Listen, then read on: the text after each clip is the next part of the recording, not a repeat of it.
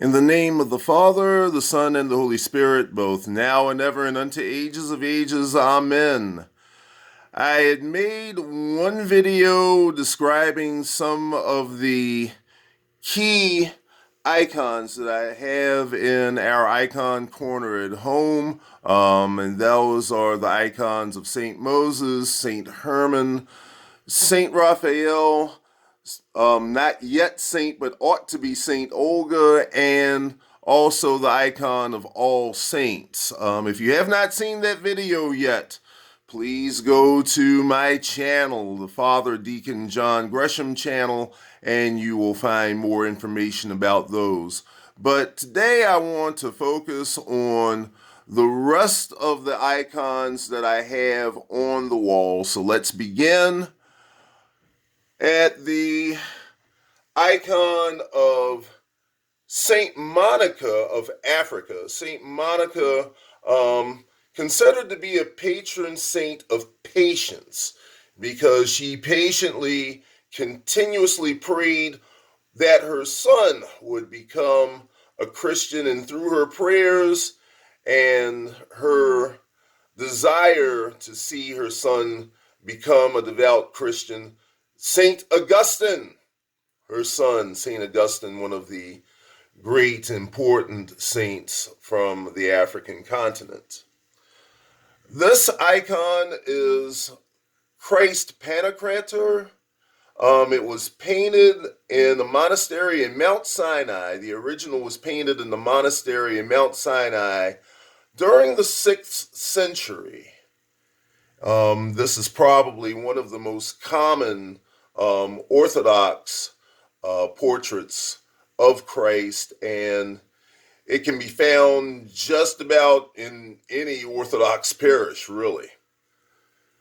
This is St. John the Dwarf, one of the key Desert Fathers. If you have a copy of the sayings of the Desert Fathers, you'll find some of the writings of St. John the Dwarf. Interesting thing about this icon in particular, that the person who painted the icon originally had him painted with a very light complexion until a monk from, I believe, Romania saw it and said, well, St. John the Dwarf was an African Desert Father. He should be black. And the iconographer thought about it, and he had painted this icon of St. John with this complexion.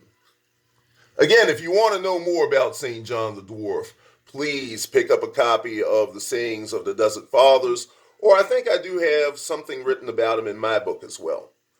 I really wanted to get my hands on some Ethiopian style icons, and it just so happens that one of my classmates from the Ethiopian House of Studies, he came to visit our parish, and he brought he brought more than two of these goatskin painted icons, but this is the icon of Christ that I have on the right side of my central icon of All Saints. Definitely one of my favorite icons. And after I became Orthodox, the Orthodox ministry club that is in colleges, I forget the name of it, OCF, Orthodox, what is it? Orthodox Christian Fellowship. Yeah, Orthodox Christian Fellowship at the College of William and Mary. After speaking with the students about my conversion, I was gifted this wonderful Ethiopian style icon with Mary and the baby Jesus on their way to Egypt. Also, Mary and Joseph looking for the Christ child. They're talking with the doctors of the Hebrew law, and you'll find those stories, I believe, in the Gospel of Matthew. And the two angels at the bottom are probably the archangels Gabriel and Michael. Moving on, this is the icon of St. James. I was given this icon after a talk that I gave at the St. James Orthodox Church in Maryland. Peace and blessings to the good people of that parish. This is a Ukrainian icon of, I believe it's Saint Methodius and Saint Cyril. And Cyril and Methodius were the ones that started to translate and minister the gospel to Slavic-speaking peoples of Eastern Europe. Before then, everything was done in Greek, but these men brought the gospel even further to those Eastern European countries. Of course, there were other translators in other lands, but certainly Cyril and Methodius are very key to the development of Orthodox Christian missions. This, of course, is the Theotokos, the Virgin Mary, with the archangels and holding the Christ child. And then I also want to go to the wall here.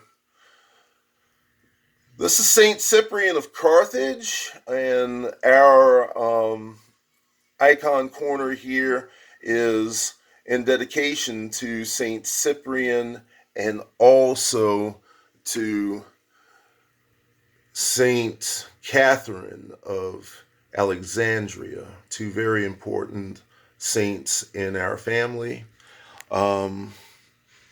This is Saint John the Baptizer and Forerunner. He is my patron saint and also the father of Christian monasticism.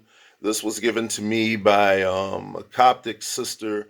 This is Saint Anthony the Great.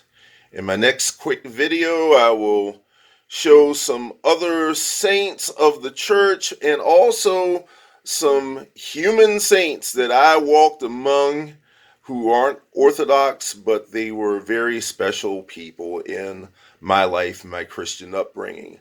Thanks again for spending a few minutes. If you like the channel, please subscribe, and also please visit the All Saints of West Point website. Thank you, and have a blessed day.